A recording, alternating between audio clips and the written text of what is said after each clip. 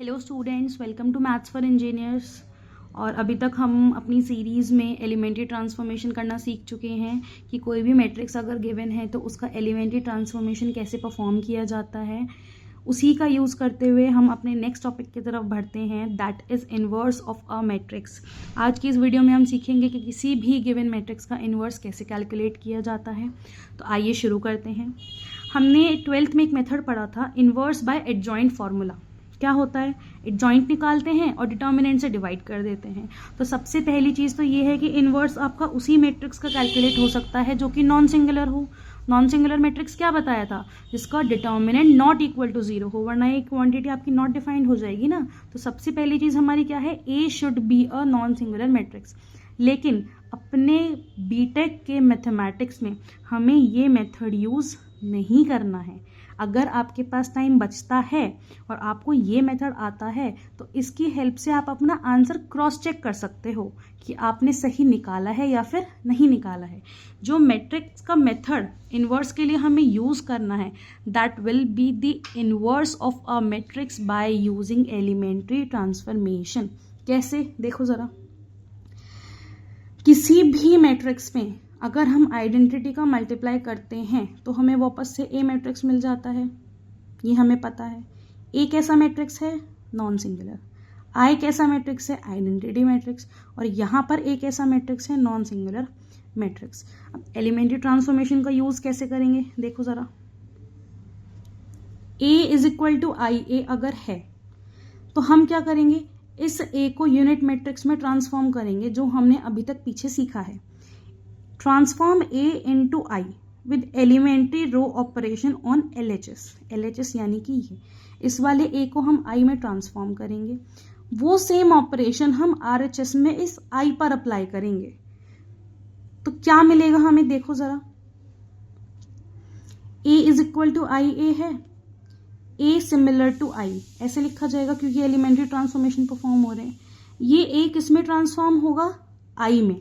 कैसे ट्रांसफॉर्म होगा, रो ऑपरेशंस का यूज करके, ठीक है।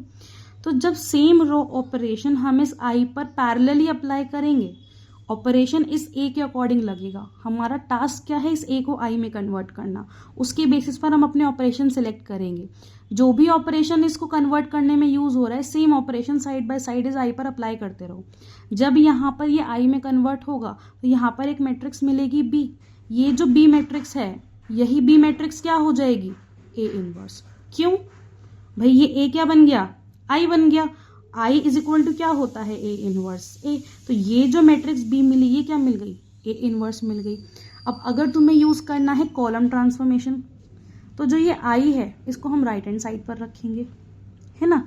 अब सेम प्रोसेस है, ये जो ए है इसको आई में ट्रांसफॉर्म करोगे। ये जो आई है इसको यहाँ नहीं, ये यहाँ आएगा। इस आई को हम बी में ट्रांसफॉर्म करेंगे। इस ए को आई में ट्रांसफॉर्म करने में हमारे जो भी कॉलम ऑपरेशन यूज होंगे, पैरेलली सेम ऑपरेशन इस आई पर यूज किए जाएंगे। जैसे ही ये आई में कन्वर्ट होगा, यहाँ पर पैरेलली एक मैट्रिक्स मिलेगा बी, और ये बी मैट्रिक्स ही क्या होगा, हमारा ए इनवर्स होगा। क्यों, क्योंकि आई इज इक्वल टू क्या होता है, ए इनवर्स।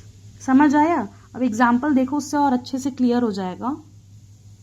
देखो, सबसे पहले 2 क्रॉस 2 के मैट्रिक्स का सीखो, इनवर्स कैसे निकालेंगे। Find the inverse of A. 2 cross 2 का मैट्रिक्स है, हम लिखेंगे A is similar to I. Inverse निकालना है, टास्क क्या है, इस ए को आइडेंटिटी में कन्वर्ट करना है। ए इज सिमिलर टू आई, इस ए को आइडेंटिटी में कन्वर्ट करोगे, इसको आइडेंटिटी में कन्वर्ट करने में जो ऑपरेशन यूज होगे उसको दोनों जगह यूज करोगे। ये जो मैट्रिक्स बन के आएगा लास्ट में, जब ये आई में कन्वर्ट हो जाएगा, तो हमें जो मैट्रिक्स मिलेगा that will B A inverse. कैसे, इस पर फोकस करो।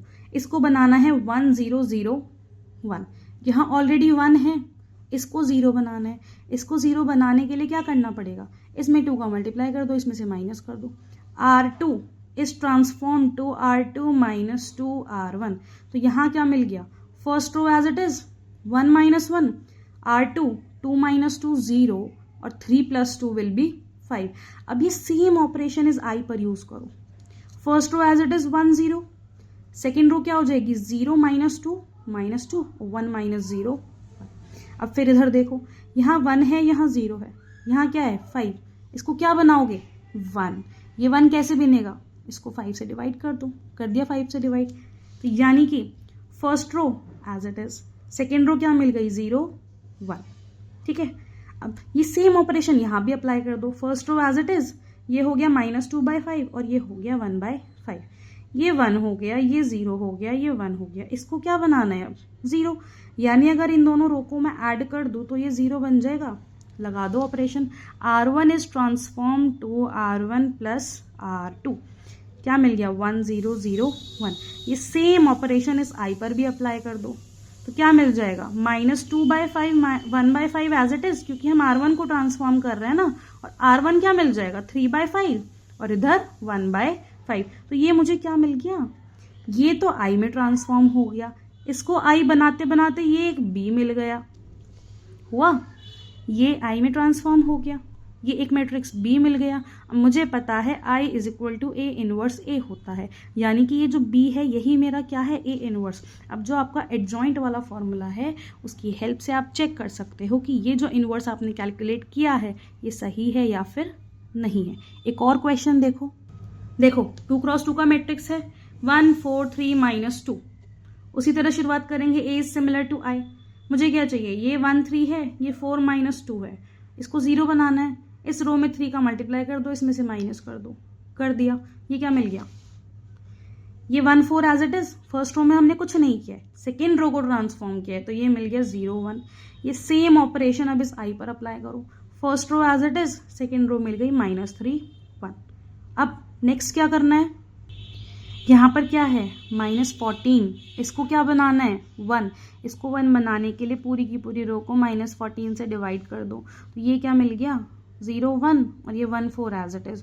ये सेम ऑपरेशन इस पर भी अप्लाई कर दो, 1 0 एज इट इज और ये आ गया 3/14 और माइनस का 1/14, ये 1 0 0 1 बन गया। यहाँ क्या चाहिए 0, ये 0 कैसे बनेगा, इस कॉलम में इस रो में 4 का मल्टीप्लाई करो और यहाँ से माइनस कर दो, क्या मिल जाएगा R1 is transform to R1 -4 R2।